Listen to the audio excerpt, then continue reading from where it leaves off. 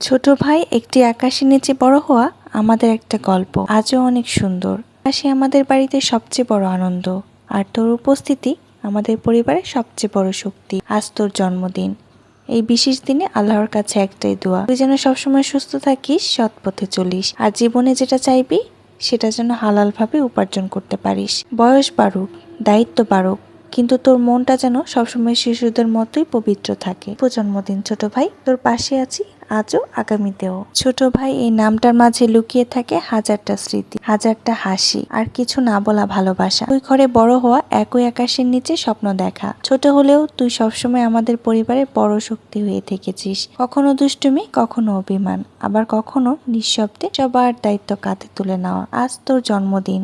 এই দিনটা শুধু কেক কাটার না, এই দিনটা তোর অস্তিত্বকে ধন্যবাদ দেওয়ার দিন। কারণ তুই আছিস বলে বাড়িটা একটু বেশি হাসে, পরিবারটা একটু বেশি পূর্ণতা লাগে। আল্লাহর কাছে মন থেকে দোয়া করি, তোর জীবনের প্রত্যেকটা পথে যেন আলোর দেখা পাস, যেন কোনো কষ্ট তোর মন ভেঙে না দেয়, আর কোনো ব্যর্থতা তোর আত্মবিশ্বাসকে কেড়ে না নিতে পারে। বয়স বাড়বে, জীবন কঠিন হবে, মানুষ বদলাবে, কিন্তু তুই যেন কখনো নিজের ভালো মনটাকে হারিয়ে না ফেলিস। সৎ থাকিস, নম্র থাকিস, আর সবসময় সত্যের পক্ষে দাঁড়ানোর সাহস রাখিস। মনে রাখিস তুই একা না, এখানেই থাকিস, যে অবস্থাতেই থাকিস, একজন বড় বোন হিসেবে আমি তোর সবসময় আছি।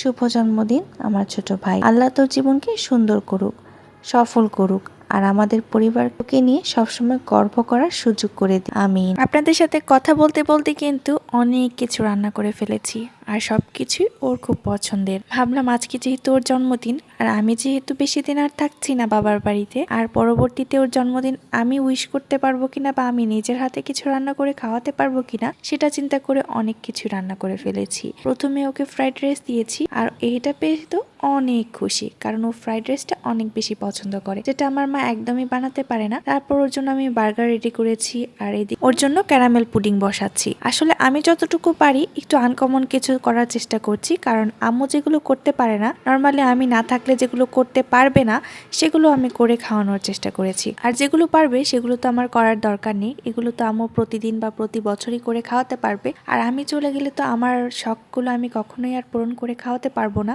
তো এদিকে ও রামেন পছন্দ করে, বার্গার পছন্দ করে, তারপর হচ্ছে মালাই চপ মিষ্টি পছন্দ করে, প্লাস ওর জন্য একটা কেকও রেডি করেছি। তো আলহামদুলিল্লাহ এগুলো কিন্তু অনেক পছন্দ করেছে ও। যদিও মালাই চপ মিষ্টিটা কিন্তু আমার ছোট ভাই আরেকজন আছে, সে গিফট করেছে। আর এদিকে কেক, পুডিং, বার্গার এগুলো আবার আমি রেডি করেছি। তো আমরা দুই ভাই বোন চেষ্টা করেছি আমাদের সবচেয়ে ছোট ভাইটাকে কিছু না কিছু উপহার দেওয়ার, সেটা খাবার দিয়ে হোক বা জিনিস দিয়ে হোক। ও আসলে খাবার জিনিসটাই খুবই বেশি পছন্দ করে, তাই ওকে এক্সট্রা করে কোনো গিফট দেওয়ার চেষ্টা না করে এগুলোই করেছি। সবাই ভালো থাকবেন, সুস্থ থাকবেন। আমার ছোট ভাইয়ের জন্য অনেক অনেক দোয়া এবং ভালোবাসা রাখবেন। আজকে এখানেই বিদায় নিচ্ছি।